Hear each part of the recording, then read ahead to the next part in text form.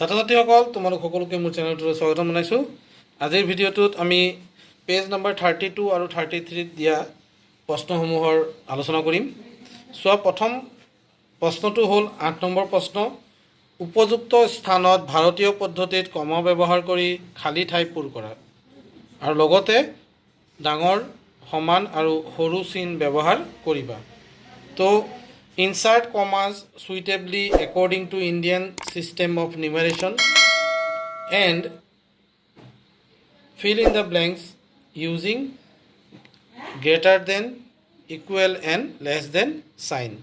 এতিয়া চোৱা, এই সংখ্যা দুটা চাবা, একক, দশক, শতক, ইয়াত তোমালোকে কমা দি ল'বা, হাজাৰ, 10,000 কমা দিবা। চোৱা, প্ৰথম তিনিটা অংকৰ আগফালে কমা, পিছত দুটা অংক, তাৰপিছত এটা আছে, আমি এটাই দিম। একক, দশক, শতক, ইয়াত কমা আহিব, হাজাৰ, 10,000 কমা আহিব, লাখ, 10 লাখত আগফালে যিহেতু অংক নাই, গতিকে কমা নাহে। এতিয়া চোৱা, এই সংখ্যা দুটাৰ ভিতৰত কোনটো ডাঙৰ? এইটো হ'ল 21 লাখ, গতিকে আমাৰ চিন হ'ব সৰু চিন, অৰ্থাৎ সোঁফালৰটো যদি ডাঙৰ থাকে তেতিয়াহ'লে এই সৰু চিনটো ব্যৱহাৰ কৰিবা। ইতিমধ্যে তোমালোকে হয়তো এইখিনি কৰি হৈছেই। নেক্সট প্ৰশ্নটো আছে এইটো, একক, দশক, শতক কমা দিলা, হাজাৰ, 10,000 কমা, লাখ, 10 লাখ আৰু কোটি পোৱাৰ আগত কমা। ইয়াত চোৱা, একক, দশক, শতক কমা, হাজাৰ, 10,000 কমা, লাখ, 10 লাখ কমা, কোটি, 3 কোটি। এতিয়া চোৱা, ইয়াত আছে 2 কোটি, ইয়াত আছে 3 কোটি, গতিকে 3 crore-টো ডাঙৰ হ'ব, গতিকে আমাৰ কি পাম? 3 crore-টো ডাঙৰ, গতিকে লেছ দেন চাইন ইয়াত আমি বহুৱাব লাগিব। নেক্সট প্ৰশ্নটো চোৱা, চি নম্বৰ, একক, দশক, শতক কমা দিলা, হাজাৰ, 10,000 কমা, লাখ, 10 লাখ কমা দিলা আৰু ক্ৰ'ৰ আছে 9 crore। এতিয়া একক, দশক, শতক কমা, হাজাৰ, 10,000, লাখ, 10 লাখ, অৰ্থাৎ এটাত আছে 9 crore 1 আৰু এটাত আছে 90 লাখ 1। এতিয়া 9 crore-টো ডাঙৰ, 9 কোটিটো ডাঙৰ, গতিকে ডাঙৰ চিন ইয়াত বহিব। ইয়াৰ পৰৱৰ্তী ডি নম্বৰত আছে একক, দশক, শতক, তোমালোকে কমা ব্যৱহাৰ কৰা, হাজাৰ, 10,000, লাখ, 10 লাখ, একক, দশক, শতক, হাজাৰ, 10,000, লাখ, 10 লাখ। এতিয়া চোৱা, 11 লাখ, 11,000, 111 দুয়োটা সমান, গতিকে ইয়াত সমান চিন তোমালোকে ব্যৱহাৰ কৰিবা। নেক্সট প্ৰশ্নটো হ'ল 9 নম্বৰ প্ৰশ্ন, write the expanded form of the following. তলত দিয়াবোৰৰ বিস্তৃত ৰূপটো লিখিব লাগে। এতিয়া 9 নম্বৰ প্ৰশ্নটো ইংৰাজীত দিছে write the expanded form of the following, অৰ্থাৎ তলত দিয়াবোৰৰ বিস্তৃত ৰূপটো লিখা। এতিয়া এই সংখ্যাটোৰ বিস্তৃত ৰূপ কেনেকৈ লিখিবা তোমালোকে চোৱা, 7, ইয়াত আছে 7,92,456। 9 নম্বৰৰ প্ৰশ্নটো দিয়া আছে, 9 নম্বৰৰ এ, ইয়াত আছে 7,9,2,4,5,6। এতিয়া ইয়াৰ বিস্তৃত ৰূপ কেনেকৈ লিখিবা? বিস্তৃত ৰূপ লিখোঁতে তোমালোকে প্ৰথমতে এনেকৈ লিখিবা, 7 লগত কেইটা শূন্য হ'ব? 1, 2, 3, 4, 5, 7 লাখ যোগ 90,000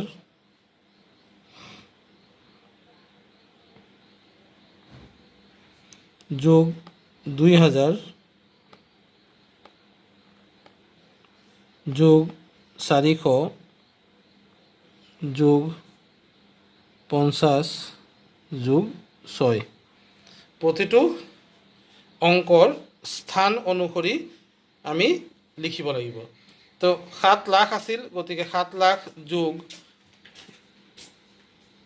90,000 আছিল, 90,000 লিখিলোঁ, অৰ্থাৎ 9, 10, অৰ্থাৎ 10,000 আছিল 9টা, গতিকে 90,000 হ'ল। হাজাৰ আছিল দুটা 2000 হ'ল, শ আছিল চাৰিটা গতিকে 400 হ'ল, 10 আছিল 5টা 50 হ'ল, 1 আছিল 6টা গতিকে 6 হ'ল। এইদৰে তোমালোকে বিস্তৃত ৰূপত এই সংখ্যাবোৰ লিখিব লাগিব। চ' 1 নম্বৰটো মই কৰি দিলোঁ। 2 নম্বৰটোত 0 আছে, বি নম্বৰটো যদি ভালদৰে চোৱা, বি নম্বৰটোত দিয়া আছে 80000670 ইয়াৰ বিস্তৃত ৰূপটো কেনেকুৱা হ'ব চোৱা, একক, দশক, শতক, হাজাৰ, অযুত, লাখ, 10 লাখ গতিকে 80 লাখ হ'ব।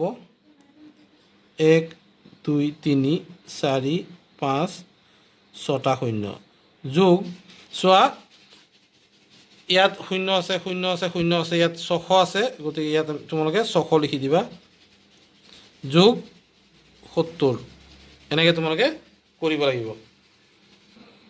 নেক্সট প্ৰশ্নটো আছে 3 নম্বৰটো, চি নম্বৰটো দি আছে 427903 এই সংখ্যাটো যদি বিস্তৃত ৰূপত লিখা কেনেকৈ লিখিবা, আগৰ দৰেই একক, দশক, শতক, হাজাৰ, 10,000, লাখ, 10 লাখ, 10 লাখৰ ঠাইত আছে 4 গতিকে 40 লাখ হ'ব, 2 3 4 5 6 যোগ, লাখৰ জেগাত আছে 2 গতিকে 2 লাখ হ'ব, 1 2 3 4 5 যোগ, 10,000 আছে 7টা গতিকে 70,000 হ'ব, যোগ 9,000 হাজাৰ আছে 9টা গতিকে 9,000 হ'ব, যোগ 0 আছে 0 লিখিব নালাগে, 10 আছে 3টা 30 হ'ব, আৰু একক আছে 4টা গতিকে 4 হ'ব।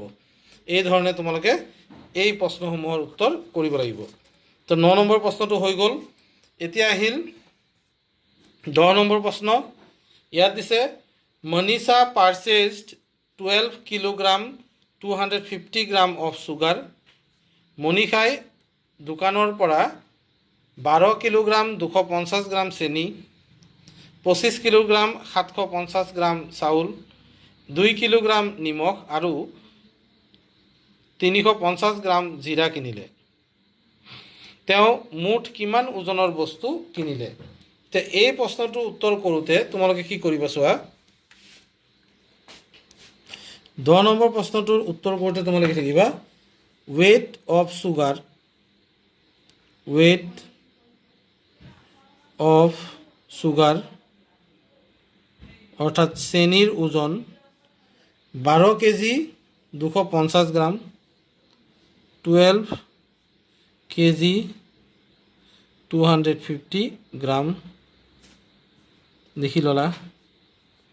নেক্সট ৱেইট অফ ৰাইচ, চাউলৰ ওজন 25 কিলোগ্ৰাম 25 কেজি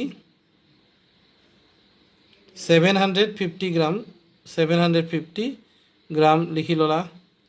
তাৰপিছত দিছে 2 kilogram salt, weight of salt, নিমখৰ ওজন 2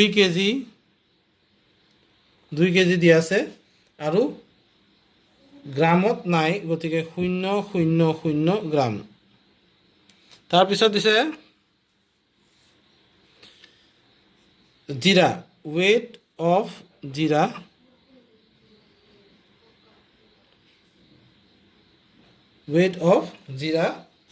এতিয়া ইয়াত ৱেইট অফ জিৰা বা কামিন বুলি লিখা আছে, CUMIN, ইংৰাজীত কয় কামিন, গতিকে এইটো কিমান আছে, এইটো আছে 350 গ্ৰাম, 350 গ্ৰাম মানে 0 কেজি আছে, 1 কেজি সম্পূৰ্ণ কিনা নাই, 350 গ্ৰাম কিনিছে। এতিয়া আমি এইকেইটা যোগ কৰি দিলে টোটেল ৱেইট পাই যাম। টোটেল ৱেইট বুলি আমি লিখিব পাৰোঁ, what is the total weight of the item purchase, weight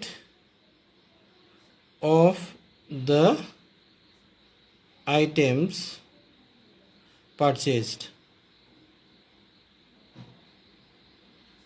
weight of the item purchased তোমালোকে total weight of the items purchased বুলি লিখিব পাৰা total শব্দটো ইয়াত লগাই দিব পাৰা total weight of the items purchased এটা যোগ কৰি দিবা 0 যোগ 0 যোগ 0 যোগ 0 গতিকে এইটো হৈ যাব 0 তো গ্রাম থাকিব তাৰপিছত 5 এ 5 10 10 এ 5 15 5 হাতত থাকিল 1 2 এ 7 9 9 3 এ 12 আৰু 1 এ 13 3 হাতত থাকিল 1 এটো কিলোগ্ৰাম লিখি লোৱা 1 1 2 এ 3 3 এ 5 8 8 এ 2 এ 10 ৰ 0 হাতত থাকিল 1 1 এ 2 এ 3 1 এ 4 অৰ্থাৎ total weight of items purchased তাৰ মানে তেও কিনা বস্তুবোৰৰ মুঠ ওজনটো হ'ব 40 কেজি 350 গ্ৰাম এইদৰে তোমালোকে কৰিব লাগিব পৰৱৰ্তী ভিডিঅ'ত মই ইয়াৰ পিছৰ অংশখিনি বা পিছৰ প্ৰশ্নখিনি দিবলৈ চেষ্টা কৰিম